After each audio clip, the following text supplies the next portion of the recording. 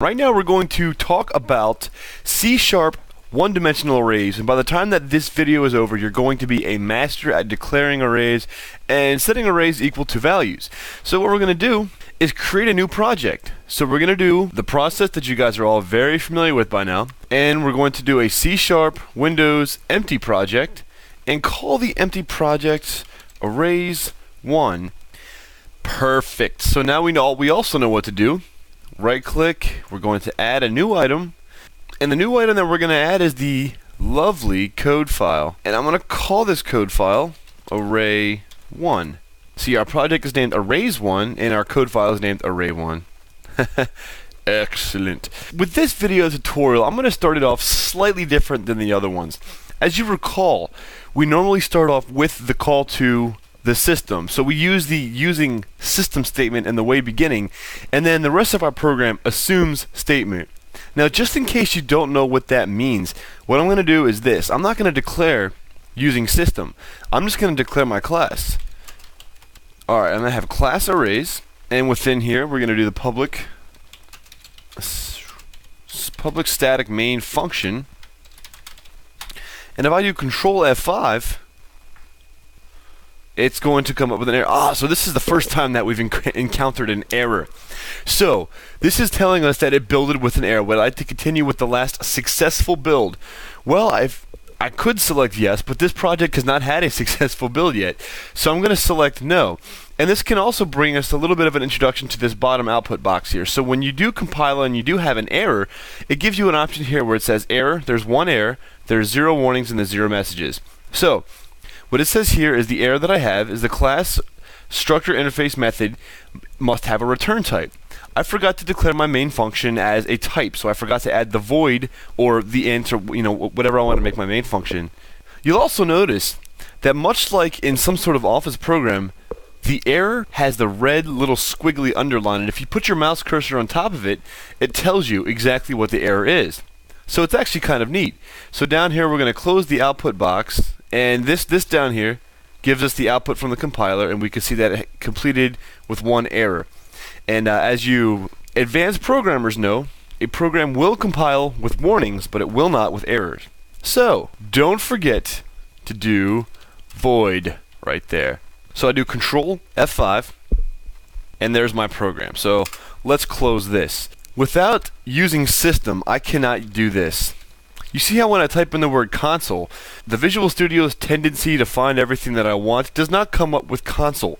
Well, that is because console is not being used because the system class is not being invoked.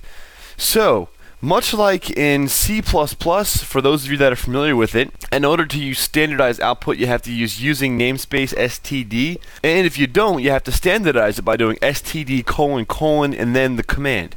So this is much like that. So we'll do system, and now you see how system shows up.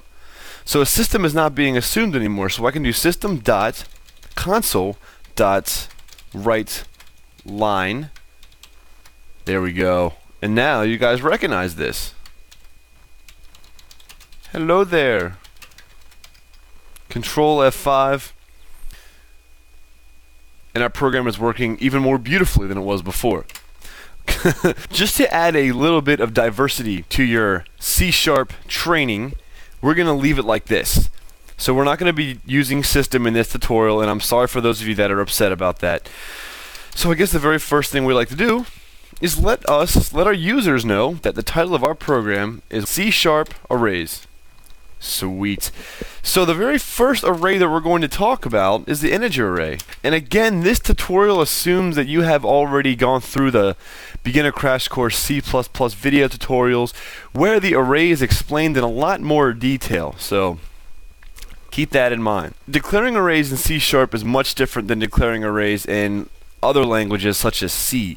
So we will actually declare an int array such like this. Int and then 2 square brackets, space, and then the name of the integer array. So we're going to call this test int array, and this is going to be equal to, we're going to declare a new instance of the integer, and it's going to be an integer array. And within these brackets here, we're going to put the maximum index of the array. So we've declared the array test array made it into a new integer array of 3. So if I do Control F5, my program works just perfect. So let me close this, and let us add some data to this array. So in the interest of saving time, because us programmers are lazy, we'll copy and paste that.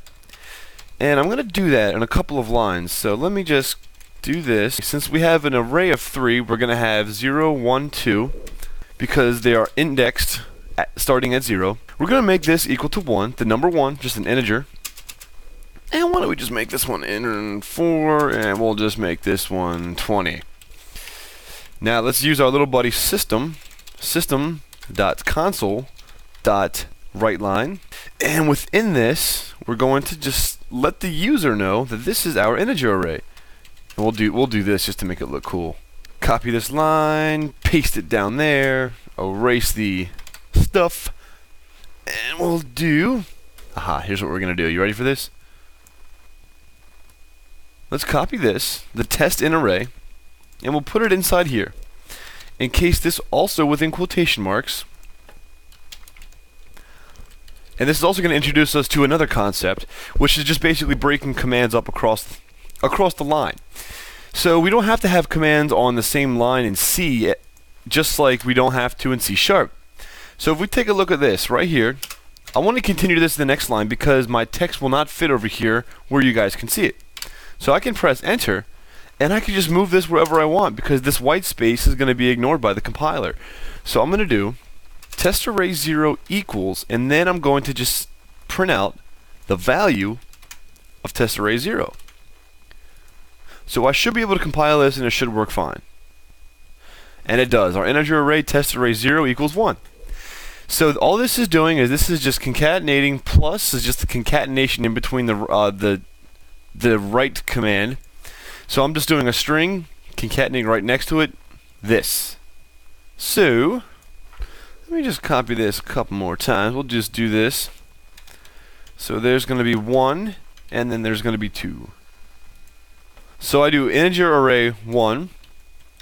I'm sorry, yeah, test in array 1, and then output 1, and this one's going to be 2, and this one's going to be 2. So hold Control and press F5. Here we have our lovely output.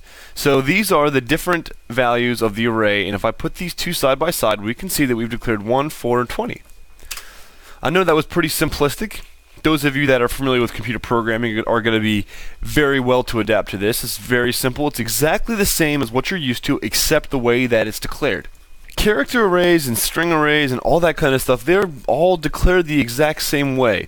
So we're going to come down here a couple, and we're just going to, I'm not going to demonstrate it like I did with this, just to save time. So we'll do character, right, this, test, char, array.